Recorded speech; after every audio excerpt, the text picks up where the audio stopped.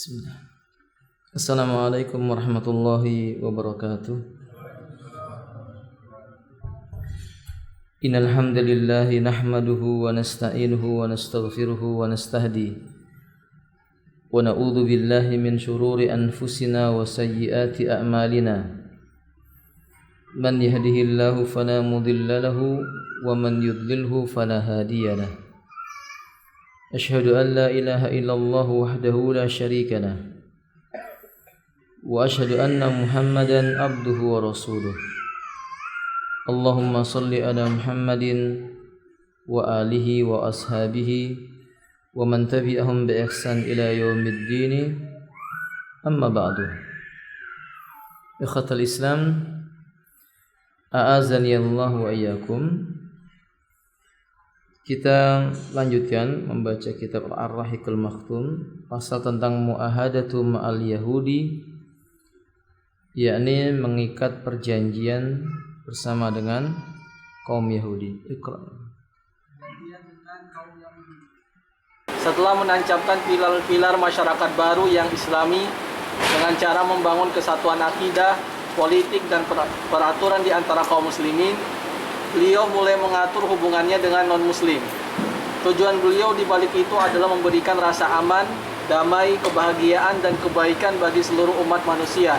Nah, qala muallif rahimahullahu taala ba'da an hajaran Nabi sallallahu alaihi wasallam ila al-Madinah.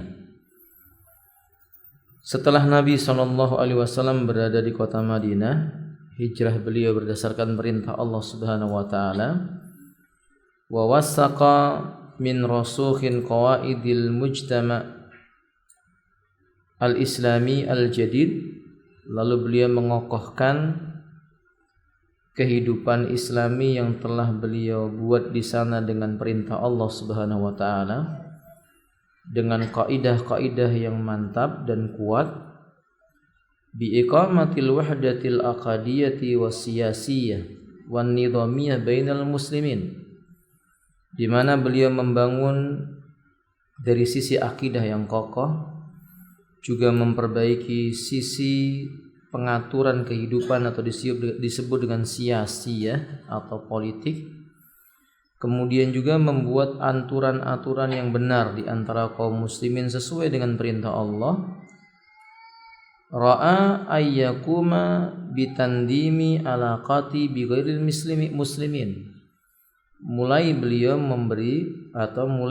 memandang perlunya membuat sebuah aturan yang mengikat antara muslim dengan non-muslim. Ini perlu diketahui, berarti Nabi sallallahu alaihi wasallam tidak memaksakan orang lain beragama dengan agama yang dibawa oleh beliau. Beliau hanya menyampaikan. Beliau perangi yang memerangi. Beliau lawan orang yang melawan. Beliau hanya mengatakan, atau Allah Subhanahu wa taala mengatakan kepada beliau, wa ma 'alaika illal balagul mubin. Tidak ada kewajiban bagimu kecuali hanya menyampaikan dengan penjelasan yang nyata. Wa qala Allah taala la ikraha fid din. Dan Allah mengatakan tidak ada paksaan di dalam beragama. Qad tabayyana ar-rusdu minal ghayy, karena jalan yang lurus sudah nyata di antara jalan-jalan yang bengkok. Yakni apa itu jalan yang lurus? Dinul Islam. Wa anna Allah ta'ala qala, Allah mengatakan innad din indallahil Islam. Sesungguhnya agama yang diterima oleh Allah Ta'ala adalah Islam. Wal Yahud ya'rifun, orang-orang Yahudi mengetahui tentang hal ini. Ya'rifunahu kama ya'rifuna abna'ahum. Mereka itu mengenali agama Islam yang dibawa oleh Nabi seperti mereka mengenali anak-anak mereka sendiri. Mereka tahu tentang yang hak dan mereka tahu tentang yang batil. Ada satu penyakit dalam diri mereka yang menghalangi mereka berpegang dengan Islam. Yaitu apa? Al-kibr. Kesombongan akibat apa ya kawan? Asabiyah. Fanatik kepada kaumnya. Ini sebab kebinasaan. Mereka membuat umat ini berpecah belah. Dan Allah mengatakan dalam Al-Quran, wala takunu kalladzina farraqu dinahum, yakni Allah melarang kaum muslimin menyerupai mereka di mana mereka punya kebiasaan memecah belah umat manusia. Baik, Iqra. Untuk itu, beliau menyusun peraturan-peraturan berkaitan dengan toleransi dan saling pengertian yang belum pernah dikenal oleh dunia yang dipenuhi oleh fanatisme, ambisi-ambisi pribadi dan etnis. yakni masa di mana Nabi diutus, asabiyah jelas ada pada diri manusia-manusia yang belum masuk cahaya Islam kepada mereka, termasuk Yahudi.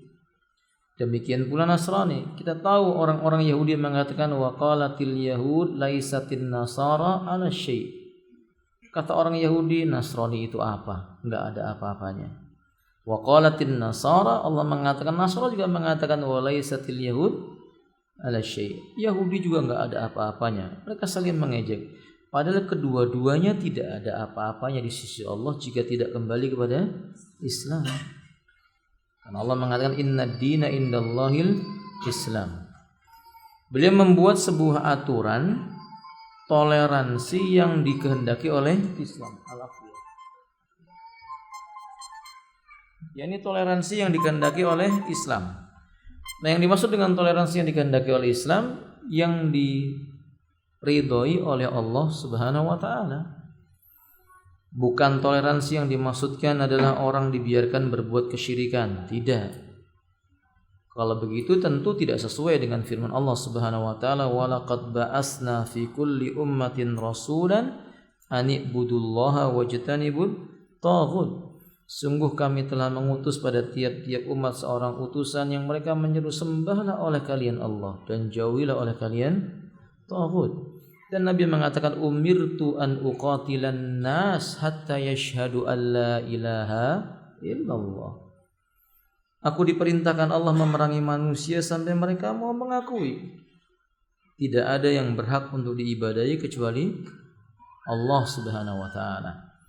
Berarti ikhwafillah, toleransi yang dimaksud bukan toleransi yang kebablasan. Toleransi yang kemudian mengatakan semua agama benar, tidak.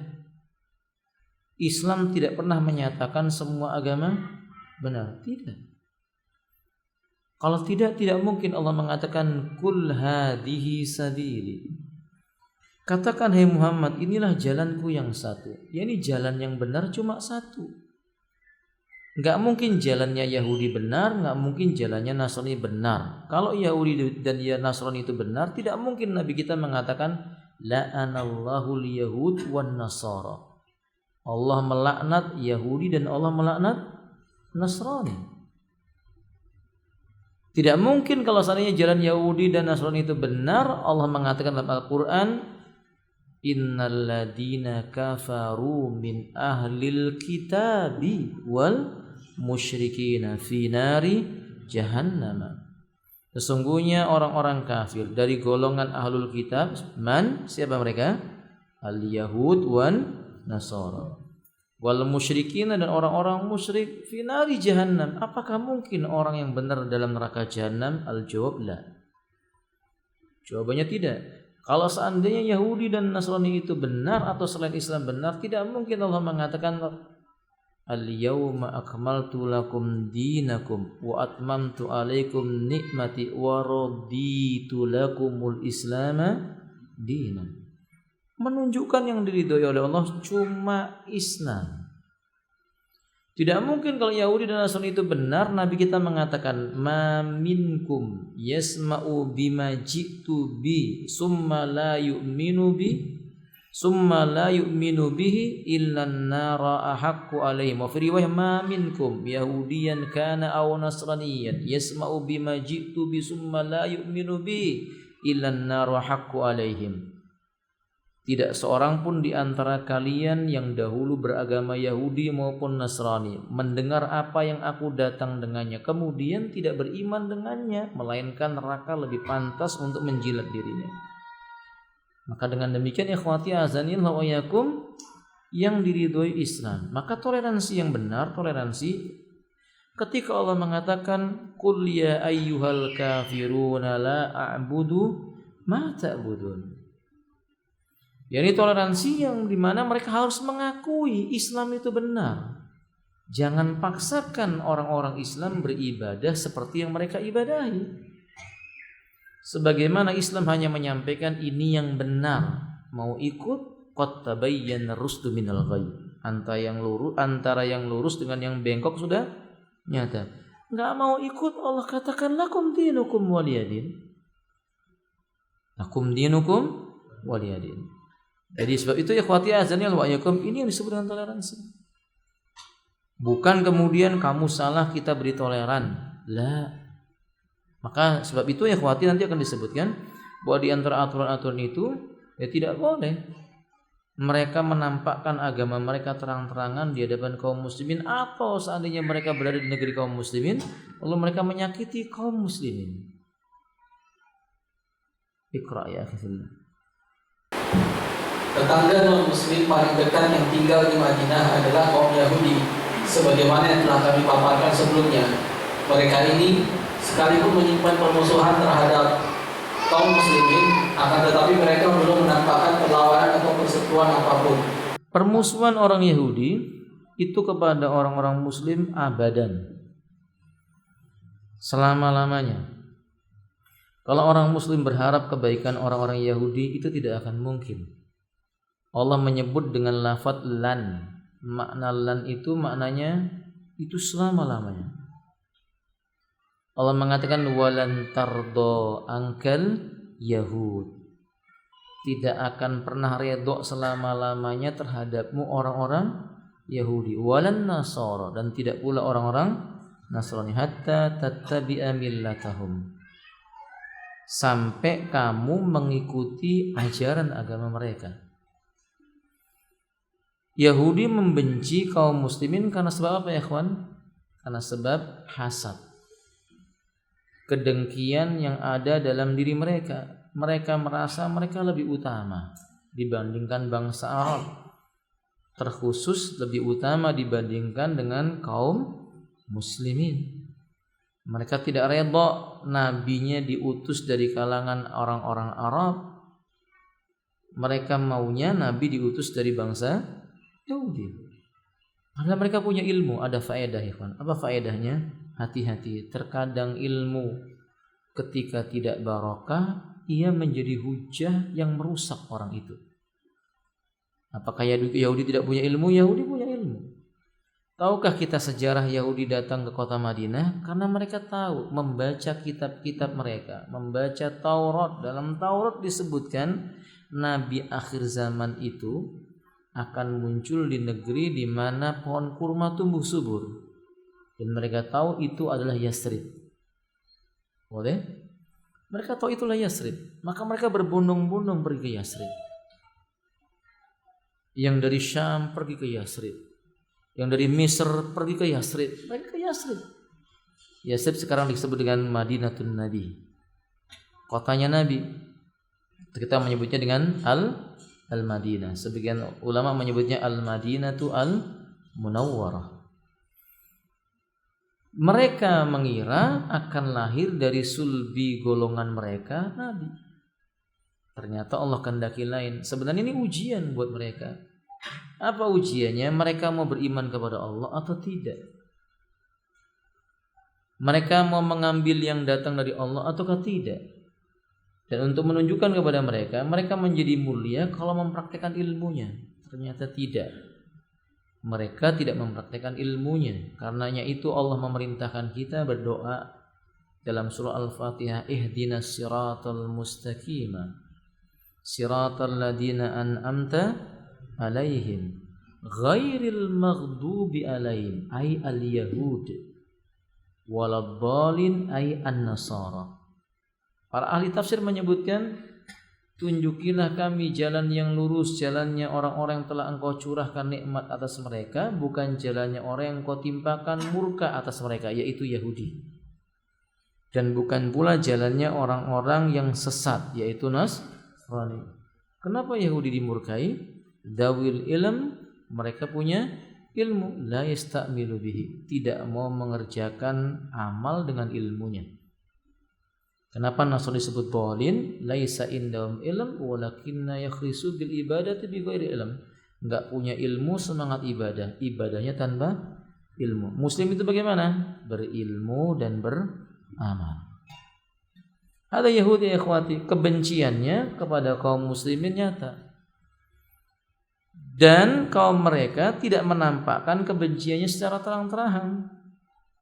Wahum wa in kanu yubtinun al-adawata lil muslimin. Mereka masih menyembunyikan kebencian mereka kepada kaum muslimin. Baik, lanjutkan. Karenanya Rasulullah SAW menandatangani perjanjian bersama mereka. Di dalamnya beliau memberikan mereka keleluasan untuk menyumbangkan nasihat atau berbuat kebaikan, membiarkan mereka meraih kemerdekaan penuh di dalam menjalankan urusan agama dan harta. Beliau belum mengarah kepada kebijakan mengekstradisi atau melakukan penyitaan dan perseteruan. Ini disebut dengan apa? Ini strategi dakwah beliau. Ketika beliau melihat orang Yahudi tidak menampakkan apa yang tersembunyi di dalam batin mereka, dihukumi sesuai dengan dohirnya. Apa dohir mereka? Ahlul kitab. Ahlul kitab lebih dekat kepada ilmu dibandingkan orang-orang musyrikin Quraisy. Bahkan sebagian orang musyrikin Quraisy jika bertanya tentang suatu perkara bertanya kepada ahlul kitab. Secara dohir, jika orang itu terbiasa dengan ilmiah, maka dia akan menerima kebenaran. Maka Nabi menghukumi dohirnya. Lebih daripada itu, ini membuktikan aslud dakwah al-lin. Asal dari sebuah dakwah itu kelemah lembutan. Faham? Apa Nabi tidak tahu Yahudi benci sama Islam? Nabi tahu. Beliau Nabi. Allah memberitahukan kepadanya. Apa Nabi tidak tahu bahwa bangsa ini bakal merusak muka bumi ini? Nabi tahu. Tapi ini disebut dengan strategi dakwah. Wal aslu fid da'watil lin, dan hukum asalnya dakwah itu dengan apa? Kelemah lembutan. Didakwai mereka dengan kelembutan. Ini penting, ikhwan. Barangkali kita berjumpa dengan seseorang yang benci dengan jalan dakwah ini, yang patut kita lakukan jangan balas kebencian mereka dengan kebencian. Ini asalnya. Sampaikan kebenaran dengan kesabaran.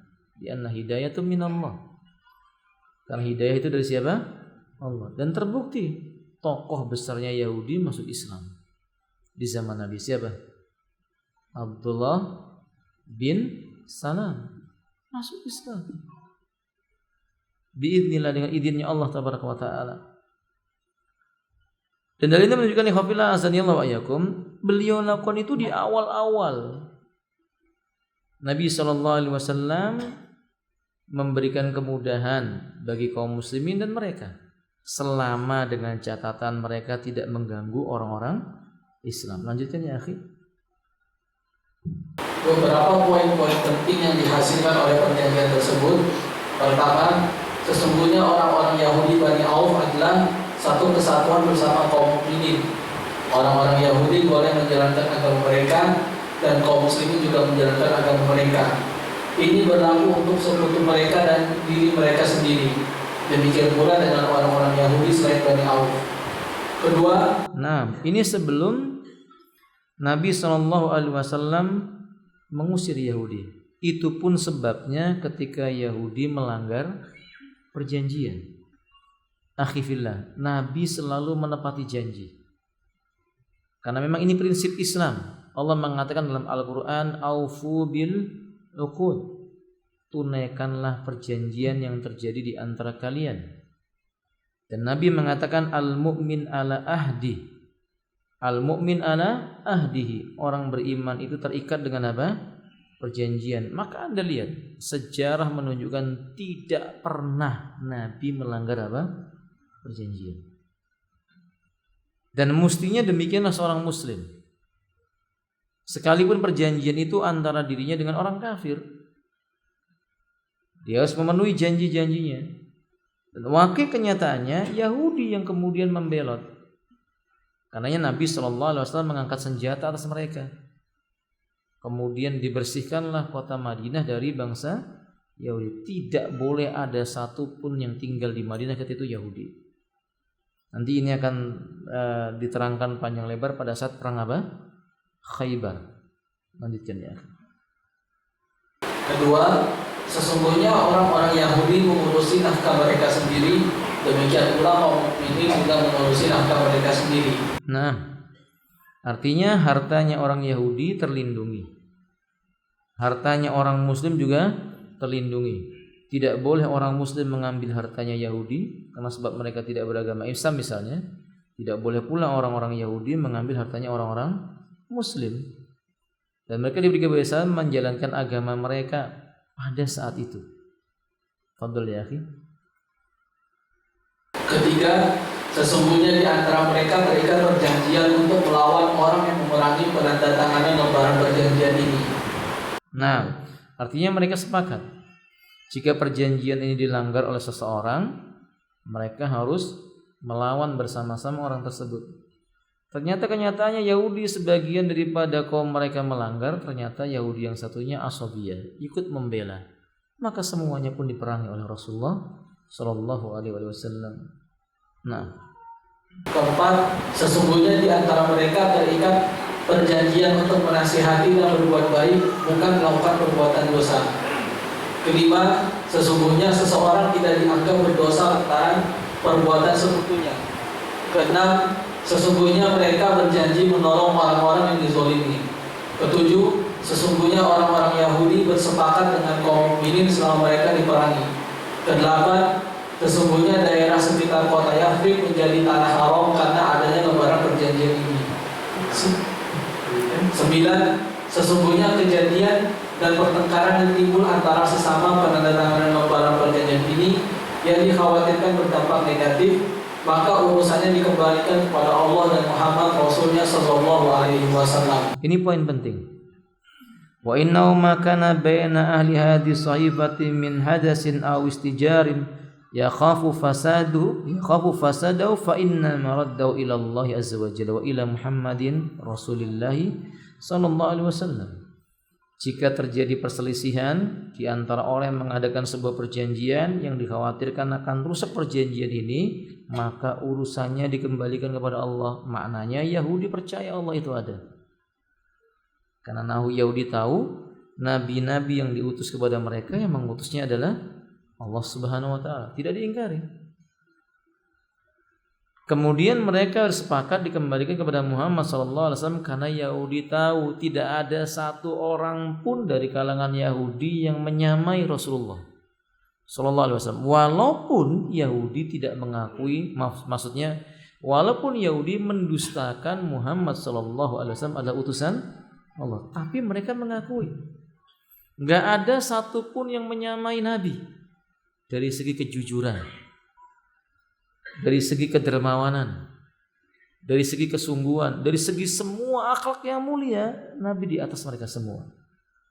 Makanya mereka tidak mengingkari tentang akhlak Nabi. Sampai Allah memuji Nabi dengan mengatakan wa innaka la'ala khuluqin azim. Maka Anda lihat, Yahudi tidak punya celah untuk mencela akhlak Nabi. Tiap kali mereka berusaha mencela Nabi dari segi akhlak, itu kembali kepada mereka sampai hari ini. Sampai hari ini kalau mereka mencari celah untuk mencela Rasulullah SAW, itu kembali kepada mereka semuanya. Itu diakui oleh Yahudi. Makanya ketika ini permasalahan ada dikembalikan kepada Allah, kepada Rasulnya kembalikan kepada Allah, kadang mereka mengembalikannya kepada Taurat karena mereka tahu Taurat turun dari Allah. Sebagai contoh kasus dalam hadis riwayat Al-Imam Muslim, ada dua orang, dua-duanya Yahudi, laki-laki dan perempuan, berbuat zina. Kedua-duanya berbuat zina, ditangkap oleh kaum muslimin. Dalam syariat Allah Tabaraka wa Ta'ala, pezina ini imma dicilid, derah kalau dia belum pernah menikah, atau imma dirajam, dilempar batu sampai mati. Dan Yahudi tahu itu. Dalam hukum Quran dan sunnahnya Nabi demikian.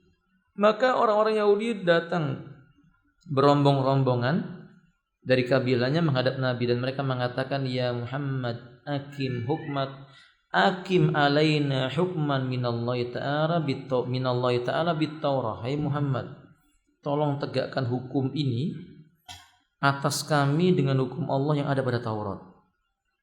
Lihat, mereka mengembalikan urusannya kepada siapa?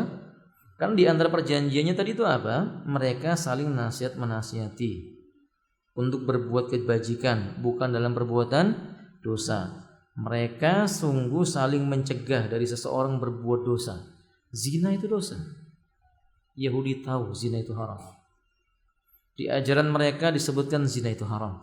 Sama dengan Nasrani. Kesimpulan, semua agama mengakui zina haram.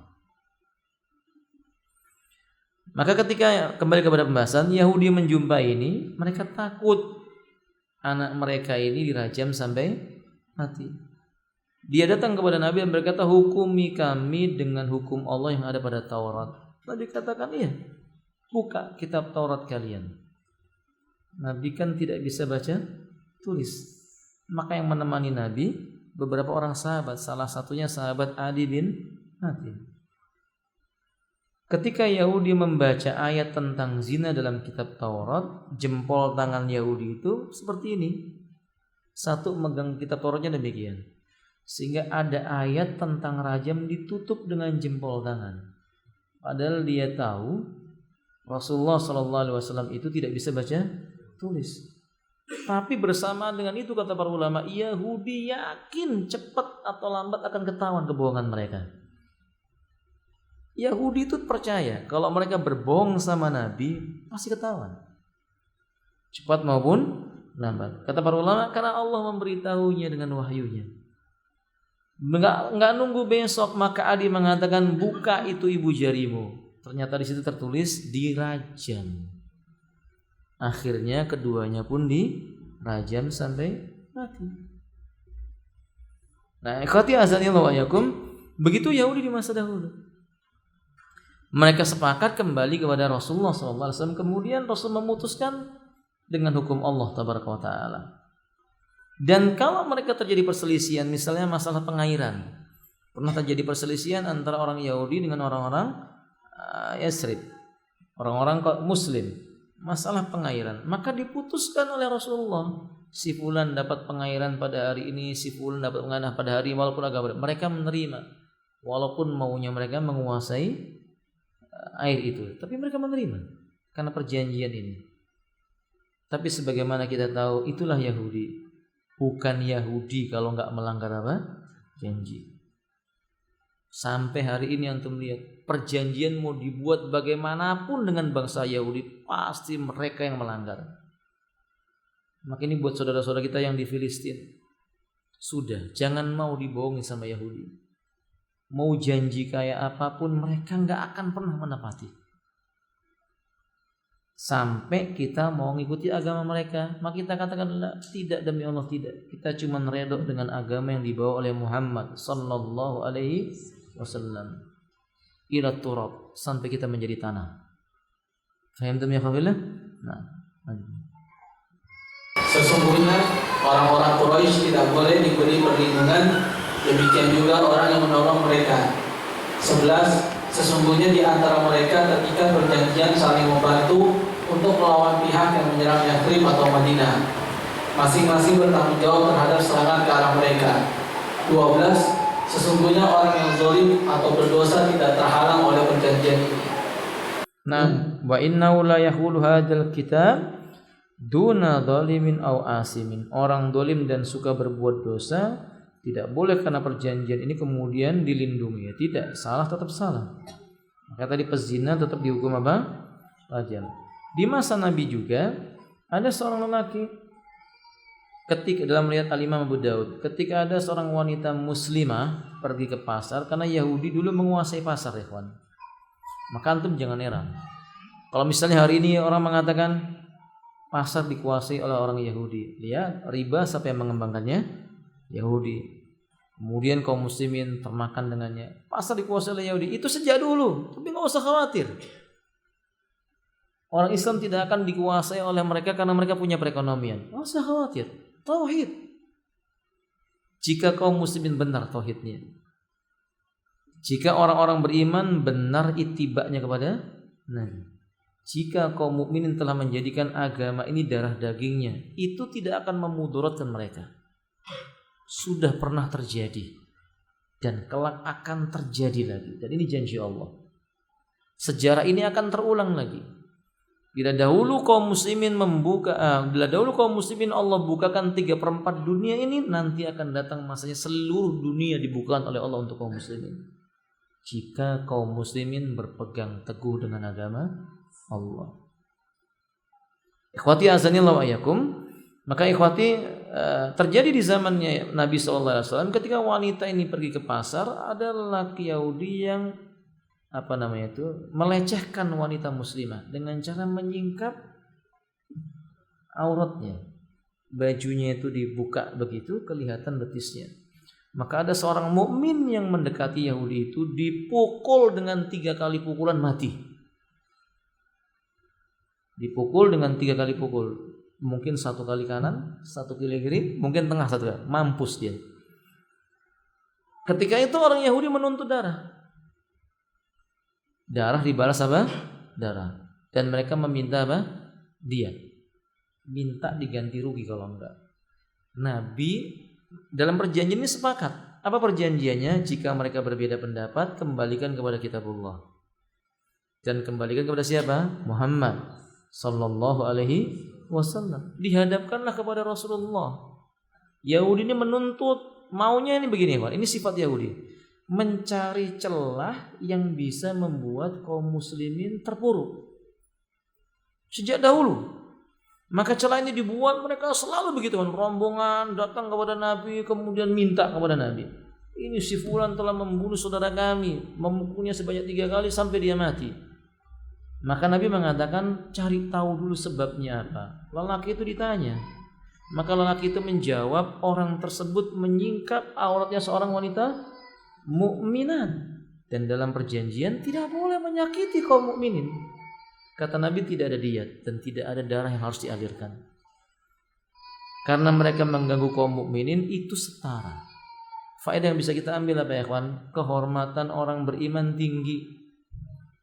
Laki-laki mukmin mesti cemburu kalau seandainya orang yang beriman diganggu oleh orang kafir. Boleh? Kecemburuan lelaki tadi itu kecemburuan yang dibenarkan oleh Rasulullah. Dan sebegitu tingginya kehormatan seorang mukmin, jangan sampai hilang kecemburuan ini kepada mereka. Baik, fadhil ya akhi. Dengan disepakatinya perjanjian ini, maka Madinah dan seluruh kawasan pinggirannya telah menjadi negeri persepakatan, ibu kotanya Madinah, dan kepala negaranya bila ungkapan ini dapat dibenarkan adalah Rasulullah SAW. Artinya penulis berijtihad. Ijtihadnya penulis adalah dengan adanya kesepakatan ini, maka jadilah Madinah ini sebuah tempat yang disebut dengan daulah, daerah kekuasaan yang ada pemimpinnya. Kalau boleh kita menyebut dengan tidak salah, wa in sahha hadat ta'bir, maka pemimpinnya adalah Muhammad Rasulullah sallallahu alaihi wasallam. Seolah-olah beliau mengatakan sepertinya belum pernah ada ulama yang mengungkapkan hal itu. Baru beliau yang mengungkapkan, ini daulah sudah tegak di masa itu. Pemimpinnya adalah Rasulullah SAW. Salah satunya apa ciri-cirinya? Ciri-cirinya segala perkara dikembalikan kepadanya, diputuskan olehnya. Hukuman apapun yang terjadi tetap di tangan Rasulullah SAW. Itu bukti bahwa beliau adalah pemimpin negeri itu. Lanjutkan akhir. Sedangkan pemutus kata dan pemilik kekuasaan dominan di dalamnya adalah kaum muslimin. Dengan demikian, Madinah telah menjadi ibu kota yang sebenarnya bagi Islam. Madinah pada saat itu menjadi negerinya kaum muslimin. Alhamdulillah, dan ini kemudian mulai tegak sedikit demi sedikit syiar Islam, aturan-aturan Islam. Sedikit demi sedikit orang-orang Yahudi mulai apa? Tergeser. Perekonomian Yahudi mulai ambruk karena Islam menegakkan perekonomian yang diatur oleh Al-Quran dan Sunnah. Mulai Nabi SAW menerangkan terang-terangan haramnya apa? Riba. Padahal pada saat itu konsumernya riba kaum muslimin. pemasoknya riba Yahudi. Kemudian ketika turun ayat tentang riba, nggak bisa lagi mereka praktek riba. Mulai mereka terdesak. Kemudian Nabi sudah mulai menerangkan tentang haramnya memakan daging babi, minum khamr, jual beli anjing, jual beli kucing, jual beli makan yang diharamkan, semua dilarang. Mulai praktek-praktek orang Yahudi tentang mulamasa. Apa itu bai'ul mulamasa? Jual beli mulamasa itu kalau bahasa kita saling memegang, jadi sepakat jual belinya. Jadi kalau misalnya ini mau beli sesuatu jangan dipegang. Kalau dipegang harus itu mulai dilarang oleh Nabi. Ada kemudian lagi bai'ul inah, jual beli inah dihapuskan oleh Nabi karena memang ini bai'ul inah ini bagian daripada tata cara jual beli riba. Sehingga sedikit demi sedikit perekonomian Yahudi tergeser. Dan itu merupakan strategi dakwah yang sangat baik. Tapi menakjubkan kita, tidak ada satu orang mukmin pun di zaman Nabi yang mengadakan perjanjian dengan orang Yahudi dalam masalah dunia kemudian menyelisih. Tidak ada. Dan itu menunjukkan sampai-sampai Abdullah bin Salam mengatakan ini pintu kebenaran yang akan membuka kemenangan. Jadi mereka melihat bahwa ajaran Rasulullah ini hak. Ini membuat Abdullah bin Salam kemudian masuk ke dalam ajaran Islam. Abdullah bin Salam mengatakan, ketika aku melihat wajah Rasulullah SAW, demi Allah aku melihat wajah beliau bukan wajah seorang pendusta. Seolah-olah orang dahulu mengerti pembohong itu ada ciri-cirinya. Kadang-kadang ciri-cirinya tertinggal pada wajahnya. Hati-hati dengan apa ya, Wan? Bohong. Hati-hati dengan bohong. Kadang bohong itu tertinggal pada jejak di wajah seseorang. Nasallallahu taala assalamu alaikum. Taib, fadhal ya akhi. Dan guna perluasan kawasan aman dan damai, maka Nabi SAW melakukan perjanjian dengan kabilah-kabilah lainnya di masa berikutnya, seperti perjanjian ini sesuai dengan kondisinya. Mengenai hal ini akan disinggung sedikit darinya nanti. Nah, timbul pertanyaan, apakah ini boleh dipraktekkan pada zaman sekarang? Mengadakan perjanjian dengan orang-orang Yahudi yang nyata-nyata Allah telah sebut mereka itu adalah orang yang tidak pernah ridha dengan Islam. Ini ulama berbeda pendapat. Sebagian para ulama mengatakan diperbolehkan kalau secara dohir menguntungkan kaum muslimin. Sebagian ulama lagi berpendapat tidak boleh, karena Allah sudah tegaskan tentang isi hati orang Yahudi. Apa isi hati orang Yahudi? Walan tardu ankal yahud walan nasara hatta tattabi'a millatahum.